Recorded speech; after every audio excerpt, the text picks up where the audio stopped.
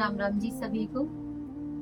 आप सभी ने मुझे पिछले ब्लॉग में इतना प्यार दिया है, मुझे इतना पसंद किया है, उसके लिए आपको दिल से धन्यवाद। आप सभी ऐसे ही प्यार बनाएंगे मेरे साथ तो मुझे भी वीडियो बनाने में अच्छा लगेगा और आपको कोई भी कहानी सुनाने में अच्छा लगेगा। तो आज जो मैं कहानी सुना रही हूँ वो किसी और की नहीं बल्कि मेरी खुद की है। आपसे मैं इसलिए शेयर कर रही हूँ क्योंकि आप सभी मेरा परिवार हो और अपने परिवार से कोई बात छुपानी नहीं चाहिए। तो अभी कुछ दिन पहले मेरी सासू माँ एक्सपायर हो गई है और आज मैंने शायद 28 साल में उनको माँ बोला है। माँ कह के बोल रही हूँ क्योंकि जैसे कि हर घर में सास बहू के बीच में होता रहता है, वैसे ही हम दोनों के बीच में भी था।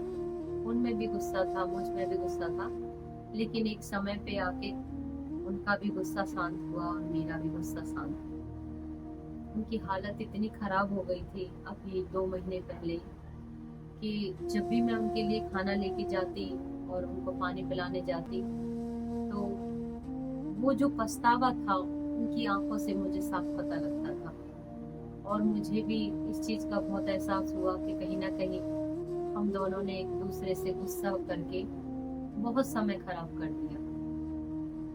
मैं आप सबसे इसलिए ये कहानी कहना चाहती हूँ क्योंकि हर घर में ये चीजें होती हैं और मैं उन बहनों से ये कहना चाहती हूँ कि अगर आप भी किसी बड़े बूढ़े से अपने से नफरत करते हो उनकी बातों की वजह से, हालांकि ये कहना आसान है, जब कोई बात होती है तो दिल को लगती है और गुस्सा भी आता है, लेकिन आप सबसे मैं इसलिए कह रही हूँ कि आप सब इतना गुस्सा करके ना जिए क्योंकि आज मुझे जो पछतावा हो रहा है वो आपको भी जरूर होगा एक समय पे आके।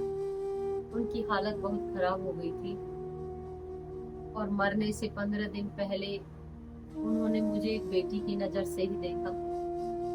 मैंने भी बहुत सारे सपने देखे थे कि मैं अपनी सास को माँ बना के रखूंगी और मैंने कुछ टाइम ऐसा किया भी, लेकिन उनके गुस्से ने, उनकी कुछ बातों ने मुझे बहू बनने पर मजबूर कर दिया। लेकिन अब मेरे दिल में उनके लिए कोई भेदभाव नहीं है, कोई गुस्सा नहीं है। जब उनकी हालत बहुत ज्यादा खराब हो रही थी तो मैं आपको बता दूं कि उनकी जान निकल नहीं रही थी, बहुत मुश्किल से उनकी जान निकली है। सांस ऐसे लग रहा था कि जैसे रुक गया है कहीं। तो मुझसे किसी ने कहा, बहुत अच्छे संत है, उन्होंने बोला कि आप गजेंद्र मोक्ष पढ़ दो उनके सर पे हाथ रख के, तो बहुत जल्दी उस आत्मा को मुक्ति मिल जाती है। तो मैंने वैसा ही किया कि सोमवार को मैंने उनका ये गजेंद्र मोक्ष पढ़ा, ये विष्णु भगवान का होता है, और मंगलवार को सुबह 4 बजे उन्होंने अपने प्राण त्याग दिए।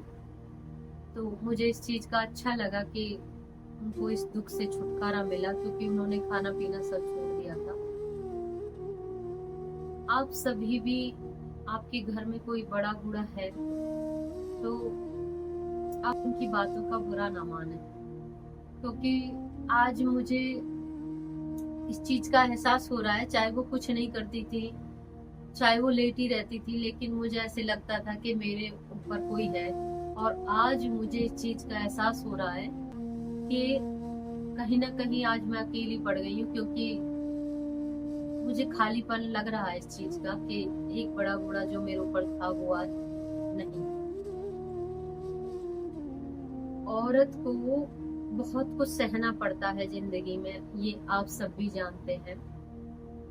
और जब ब्रह्मा जी ने औरत को बनाया था तो नारद जी वहां आए और ब्रह्मा जी से बोले कि आपने ये क्या बना दिया, बहुत खूबसूरत है लेकिन ये तो बहुत नाजुक है, इसको तो थोड़ी सी चोट लगेगी तो ये तो मुरझा जाएगी, मर जाएगी।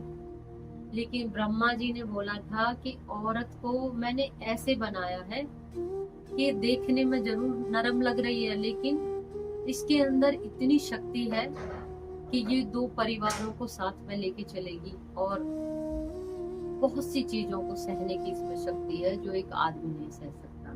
इतनी इसके अंदर ताकत मैंने पा दी है और हकीकत में है भी ऐसा ही कि और बहुत कुछ सहती है अपनी जिंदगी में, अपने परिवार के लिए, अपने बच्चों के लिए। अपने हर रिश्ते को पूरी ईमानदारी से निभाती है। लेकिन एक समय आता है कि औरत सच में ही बहुत कमजोर पड़ जाती है, क्योंकि सबसे बड़ी ताकत होती है परिवार। और जब परिवार से वो अलग होती है या अपने परिवार में लड़ाई झगड़े होते हैं, तो उस टाइम पे वो बहुत कमजोर हो जाती है। इस चीज का मुझे एहसास है। तो आप सभी भी अपने बड़े बूढ़ों से प्यार करें और उनका ख्याल रखें, क्योंकि उनके आशीर्वाद की बहुत जरूरत होती है। और जब वो चले जाते हैं तब हमें इस चीज का एहसास होता है कि हमने कितना कीमती समय अपने बेवजह के गुस्से में निकाल दिया। और एक बड़ा बूढ़ा जब जाता है तो उसके जाने के बाद एहसास होता है कि हमने क्या खोया है और क्या पाया। तो आप सभी सबका ख्याल रखें और अपने घर में खुशी से रहें, अपने परिवार के साथ खुशी से रहें। आपका बहुत बहुत धन्यवाद मेरी वीडियो को देखने के लिए। मैं आपके लिए अगले ब्लॉग में बहुत अच्छी और बहुत अच्छे संत की कहानी लेके आऊंगी। तो आप मेरी वीडियो को लाइक करते रहें, शेयर करते रहें और सब्सक्राइब